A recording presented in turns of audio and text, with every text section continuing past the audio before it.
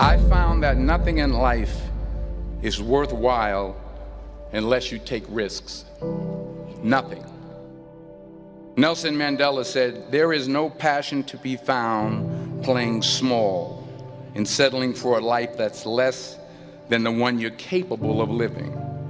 Now, I'm sure in your experiences in school and applying to college and picking your major and deciding what you want to do with life, I'm sure people have told you to make sure you have something to fall back on. Make sure you got something to fall back on, honey. But I never understood that concept, having something to fall back on. If I'm going to fall, I don't want to fall back on anything. I want to fall forward. I figure at least this way I'll see what I'm going to hit. Without consistency, you'll never finish. So do what you feel passionate about. Take chances. Don't be afraid to fail. There's an old IQ test was 9 dots, and you had to draw 5 lines with a pencil within these 9 dots without lifting the pencil. The only way to do it was to go outside the box.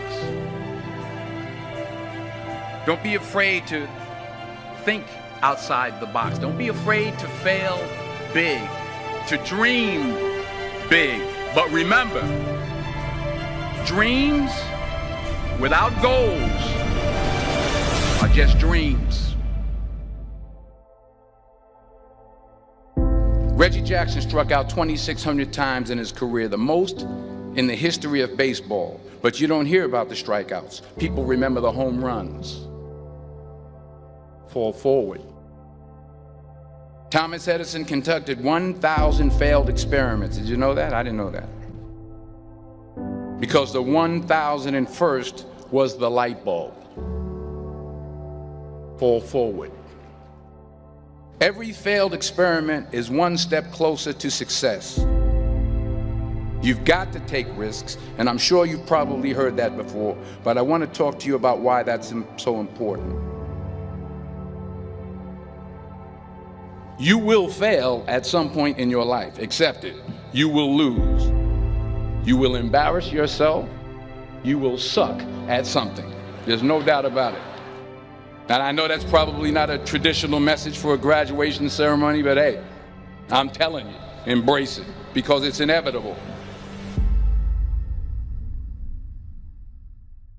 In the acting business, you fail all the time. Early on in my career, I auditioned for a part in a Broadway musical.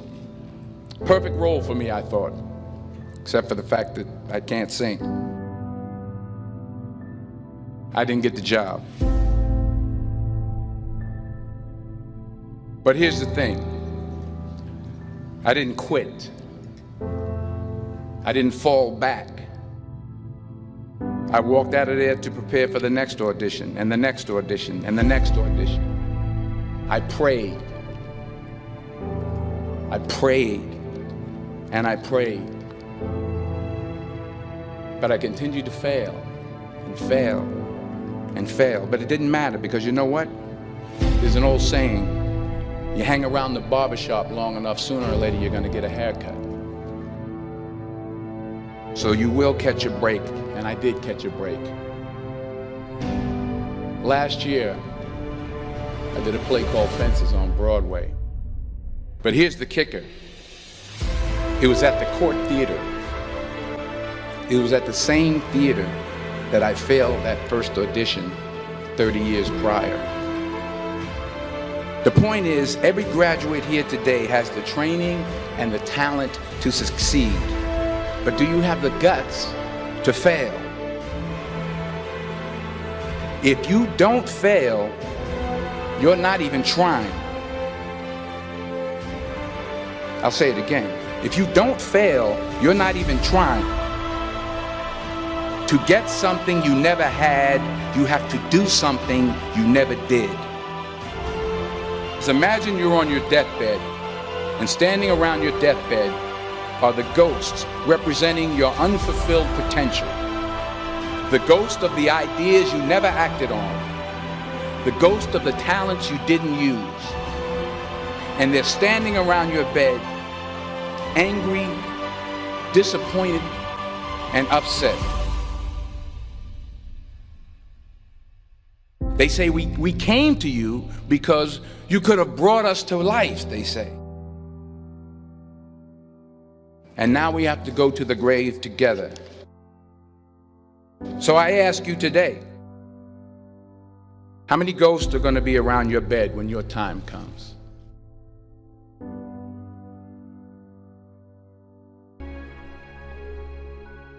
The world needs a lot, and we need it from you. We really do. We need it from you young people. I mean, I'm not speaking for the rest of us up here, but I know I'm getting a little grayer. We need it from you, the young people, because remember this.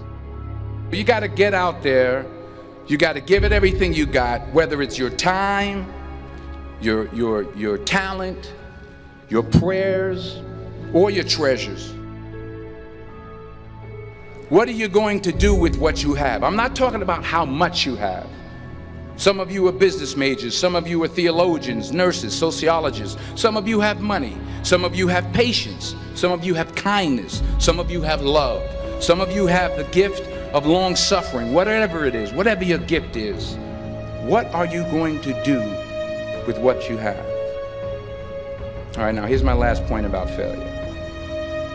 Sometimes it's the best way to figure out where you're going. Your life will never be a straight path. I began at Fordham University as a pre-med student. I took a course called cardiac morphogenesis. I couldn't read it, I couldn't say it, I sure couldn't pass it. So then I decided to go into pre-law, then journalism. And with no academic focus, my grades took off in their own direction. I was a 1.8 GPA. And the university very politely suggested that it might be better to take some time off. I was 20 years old. I was at my lowest point. And then one day, and I remember the exact day, March 27th, 1975, I was helping my mother in her beauty shop. My mother owned a beauty shop up in Mount Vernon. And there was this older woman who was considered one of the elders in the town. And I didn't know her personally, but I was looking in the mirror, and every time I looked at the mirror, I could see her behind me, and she was staring at me. She just kept looking at me. Every time I looked at her, she kept giving me these strange looks. So she finally took the dryer off her head and she said something I'll never forget. She said, "Young boy, I have a prophecy, a spiritual prophecy." She said, "You are going to travel the world and speak to millions of people."